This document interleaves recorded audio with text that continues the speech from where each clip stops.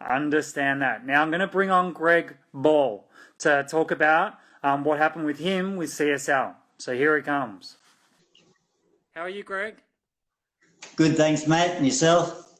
Yeah, great, thanks. Really nice to meet you.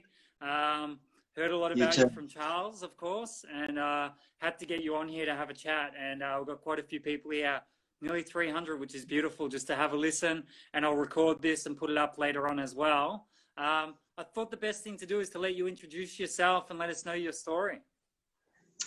Yeah, mate, it's a hard one to tell, but you can only start at the beginning. And the best way to tell it is with the treatment we first received. And fortunately, 4 years after I was born, there was a treatment called cryoprecipitate. And that came from one or two donors, is all it took to make that bag of cryoprecipitate. And that was what we were treated with, and very successfully right through my adolescence. I mean, I lost an eye, I had an eye removed, I had broken bones, I had stitches inside and out. Same as everyone else growing up. Now, there's a bit of a myth about bleeding and haemophilia, and you scratch yourself and you can die. Well, that's obviously not true. It's quite manageable, haemophilia, and so anyway, we were treated with this product and got through to 24 years old. I was in 1984, and they switched us over to this new wonder drug product that CSL had produced. And we don't know if Australia approached the UK or the UK approached Australia, but the UK had been using this for 4 years previous to us, and we somehow got the mix for it, and we started producing it here. And everyone was aware that there was hepatitis in this, because to make this new product, it went from one or two donors for cryo to between 3,000 and 15,000 donors to produce a batch of freeze-dried factor VIII. Now, I think in the first 24 years, I'd already proven that, I'd managed to look after myself, and the older you got, the more mature you became, and the easier it was to do that. And so, we weren't requiring any major surgeries or anything at that time. And this new drug, I mean, there was also a slight risk of hepatitis in blood with the one or two donors, because blood is not 100% guaranteed. You go to the hospital tomorrow, it's not 100% guaranteed you're getting a pure disease-free blood. So they didn't really tell us about that, when I was younger, and even my parents, when I was under their care, we weren't told about these risks. And then in 1984, when the new one came out, again, we weren't informed that, this donor pool had just increased so massively. And then, that goes on to pooling of blood to make these products, which we then started pooling from Southeast Asia. I mean, CSL is the only fractionator in the South Pacific region. So we started fractionating for Singapore and Malaysia, Hong Kong, New Guinea, places where hepatitis C was endemic. They didn't bother testing over there because most of the population had it. And we started pooling this with our own, and they were still sending that overseas as well. But, they've also sourced foreign blood. CSL has outlets in America where they source foreign plasma. We don't know what they do with it because there's no regulation on CSL. It was a government agency until 1993, I think it was, when it was conveniently sold. It's turned into Australia's largest company. And what do they sell? They sell blood. I mean, that doesn't sound right to me. And again, here we are, we're about to trust a company that won't answer my questions, 1,400 of us actually, plus that's just haemophiliacs, plus transfused patients then who also acquired hepatitis. They won't answer any of us. In Queensland, I can't sue anyone because the Queensland government indemnified them. So, you'd have to have a lot of money to try and take on the government. A couple of people have tried and failed.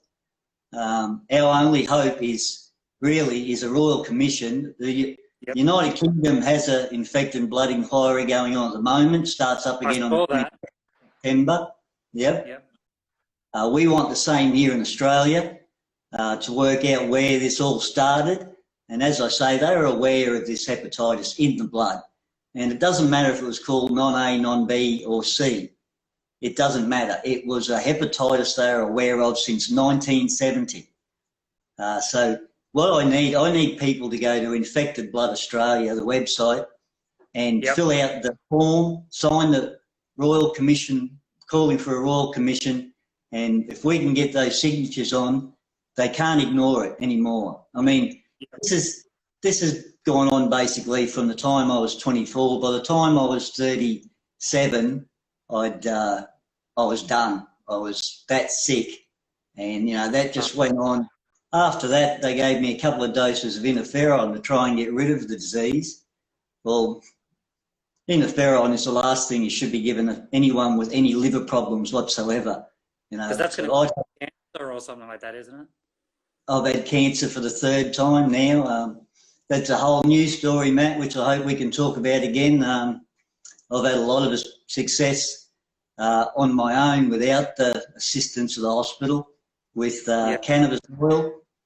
And again, Infected Blood Australia and some friends in Melbourne and Sydney they're getting a site ready that we're going to announce that on when I get the full confirmation. But I'm 80% there on the way to healing, and we have had confirmation of that. So good news, at least some good news.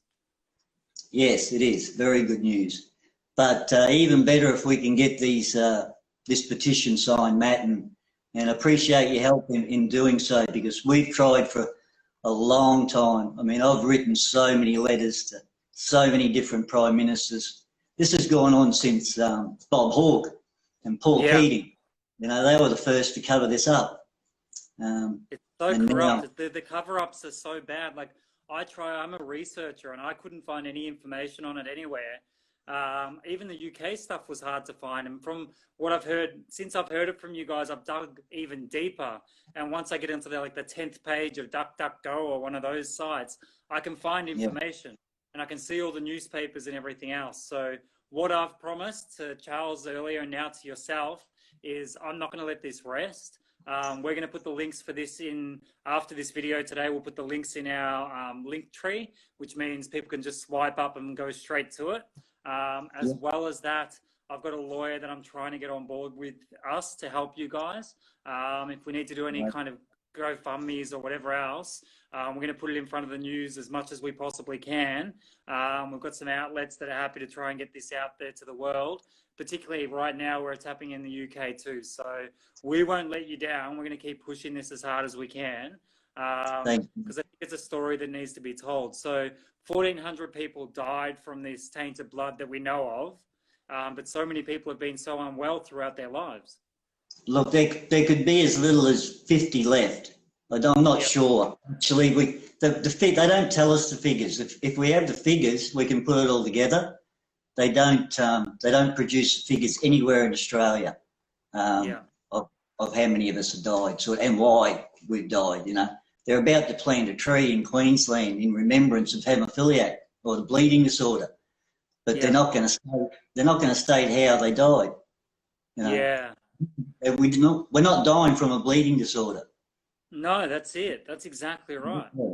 We're dying from hepatitis, which came from CSL. And if you ask me, am I going to take this new vaccine? There's no way I'm touching it. If they answer my question first about the last treatment they gave me. Yeah, and I think the same thing, like the corruption levels here, the cover-ups, the fact that CSL's had, I've read about 5 or 6 different times where they've stuffed up and it's just been covered up. And there's so much money in this company. And I think you're so brave coming out and talking about it. And I think, we will promise you, the family and the group that we've got here we will not let you down. We're going to fight for you guys as hard as we can. We'll get it out to as many people as possible. I've made it my own personal goal as part of this. Like, for me, it's all about shutting down vaccines and, you know, all these things. But I have a special place for you guys. I think that the fact you've suffered so long and you haven't had that voice, we're going to be as loud as we can for you. And there could be so many more, like I said, transfused patients as well. There's still people in Australia who don't know they've got hepatitis. Yeah. You know, marriages have broken up because people haven't been able to cope with how their lives have changed. Yeah. And the stories untold. Yeah, it's frightening to think. You know, some of the stories I've heard in the UK inquiry now, exactly the same as what I've heard here in Australia. Yeah. Are you part of the UK inquiry? Will you be talking as part of that, or not at this stage? With Infected Blood Australia, we will be. Brilliant. Yeah, Well, we'll have to do something right before that, because that's in September. We'll make sure we get you and Charles maybe back on a live for a bit of a chat. We'll see if we can do some kind of live stream, you know, of what you guys do or whatever else, and we'll get it out there in front of as many people as possible. How are you doing at the moment, health-wise? You doing okay?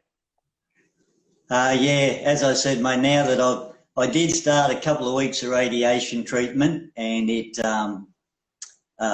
just rocked me again. Like I said, I've been through a few, the interferon and all that, and the final treatment I had, remdesivir, I think it was, that actually cleared the virus for me, you know, which was a great thing as well, but the damage was done. I'd had it for 30 years, you know. There's no reversing. It doesn't just repair itself, so. Yeah. I think you're a warrior. I think I see the people putting the swords up everywhere, and I think, you know, it's very apt for what you guys have done, the strength and the power that you've had to sort of fight on through all this. It won't be forgotten. None of these people that have passed away through this are going to be forgotten now. We're going to make sure, you know, some kind of legacy is left behind, and this company has to pay for what they've done. It doesn't have to be monetary, but we need to stop them moving forwards with this corruption and moving into, you know, the vaccine industry and, you know, trying to force that upon people as well. So I just wanted to say thank you for being so brave and coming on here and having a chat, and we'll make sure we shoot people over the side as well. And don't forget, they've already been indemnified for this new vaccine. So CSL, it won't cost, if it goes wrong, it won't cost them anything. That's right, and that's why we need to get on the front government, just like we have for the last 30 years. Yeah, we've got to get on the front foot right now, and I think we've got a groundswell of emotion, and we've got a lot of very informed and educated people, not just following our page, but behind us all around Australia right now. So this is the perfect time to get this out there. So again, thank you so much for coming on, and we'll give it a really big push for you right now. Great, thanks very much, mate. Appreciate it. Infected Blood Australia. Sign that petition for us, guys. Yep, we'll get them on. Thanks, Greg. Love you, man. Thanks, mate. See you, mate. Bye. So there you go, Greg Ball. That's pretty amazing. I think I'm going to go over there now. I'm going to put this up into my feed, and I want you guys all to get on there and sign it and to share it. Share this out to as many people as possible, and do it with love, peace, and kindness. And let's get this out there to as many people in the world as we can, because this is a story that needs to be told. Okay, guys. Love you all. I'll get going, and I'll get this up into my IMGTV or whatever it's called, and please share it out to as many people as possible. Peace.